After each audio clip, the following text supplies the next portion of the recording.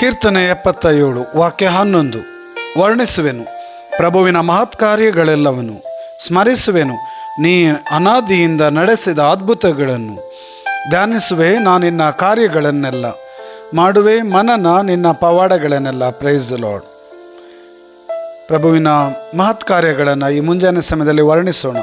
ಪ್ರಭೇಸು ನಮ್ಮ ಜೀವನದಲ್ಲಿ ಮಾಡಿದ ಅದ್ಭುತಗಳನ್ನು ಸ್ಮರಿಸುತ್ತಾ ಪ್ರಭೇಸುವನ್ನು ಆರಾಧಿಸೋಣ, ಸ್ತುತಿಸೋಣ, ವಂದಿಸೋಣ, ಘನಮಾನ ಮಹಿಮೆ ಸಲ್ಲಿಸೋಣ. ಪ್ರಭೇಸುವಿನ ನಾಮಕ್ಕೆ ಮಾತ್ರ ಸ್ತೋತ್ರ, ವಂದನೆ, ಆರಾಧನೆ. 2 ಕರೆಗಳನ್ನು ನಿಮ್ಮ ಹೃದಯದ ಮೇಲೆ ಇಟ್ಟುಕೊಳ್ಳಿರಿ. ಪ್ರಿಯ ಸಹೋದರ ಸಹೋದರಿಯರೇ, ಬನ್ನಿ ಪ್ರಭೇಸುವನ್ನು ಆರಾಧಿಸೋಣ. ಅನಾದಿಯಿಂದ, ನಮ್ಮ ಬಾಲ್ಯದಿಂದ, ತಾಯಿಯ ಗರ್ಭದಿಂದ ಪ್ರಭೇಸು ನಮ್ಮ ಮಾಡಿದೆಲ್ಲ ಉಪಕಾರಗಳನ್ನು ಸ್ಮರಿಸುತ್ತಾ ಯೇಸುನಾಮಕ್ಕೆ ಸ್ತೋತ್ರ, ವಂದನೆ. Hallelujah, hallelujah, hallelujah. ಯೇಸುವೆ ನಿಮಗೆ ಸ್ತುತಿ, ಸ್ತೋತ್ರ, ವಂದನೆ, ಆರಾಧನೆ.